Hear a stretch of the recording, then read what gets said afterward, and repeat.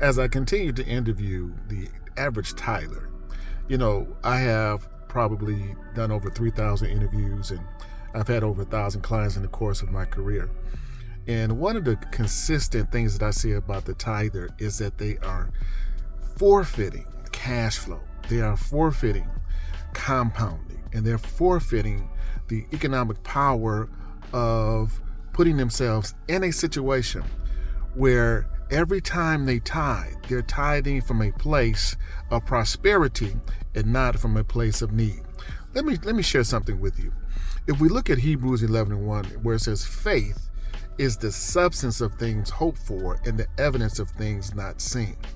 When we take a look at that and we consider it from a financial perspective, when we look at what faith is, what is faith? Faith is the action steps to bring about something that we see or believe, but we haven't received yet. Let's take a moment. Hold on, wait a minute. Let's take a look at this. When we can take action steps to position ourselves to receive that which we do not have, but we can see it in our minds. Oh my goodness gracious. So what does this mean? What I believe that what this means is that the benefit of tithing, where God says that I will open up the windows of heaven, that is a spiritual term with practical applications. And what it is talking about are the tangible blessings from honoring God with our finances. But it's also telling us that if we follow the systematic processes, if we follow the strategies of scriptures, that we can not only read about the windows of heaven opening up, but we can experience the windows of heaven opening up from a financial perspective in our lives. So what is the deciding factor? We've got to follow the steps of faith. So wait a minute. Faith is what? The substance of things hoped for, the evidence of the things not seen. What is the evidence?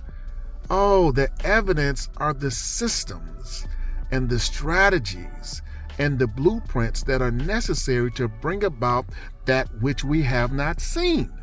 So from a financial perspective, one of the things that we've got to do is, number one, we've got to learn how to be the lender and not the borrower. Number two, we've got to learn how to position ourselves to be the lender and not the borrower. Number three, we've got to take time out of our schedules every week, developing our library and learning how these systems and these principles, how to implement them and put them into our daily practice. A part of that is that we've got to hire subject matter experts. We've got to surround ourselves with people who understand these principles so that they can show us how to implement them and how to apply them to our lives. And last but not least, in this particular context, we've got to stop saying that we don't have time to learn. The Hosea makes it very clear that my people fail for two reasons. One is the lack of knowledge. Two is the rejection of those who have the knowledge, but we push them away. We push them away because it's something different and we don't know how to receive new information. We push them away because we are limited by limited thinking because of the people that we're surrounded by, and we don't allow ourselves to break from the glass ceilings that have been placed over our lives. And the other piece of it is that we just don't believe that God has more for us. Listen, tithing is not the first step.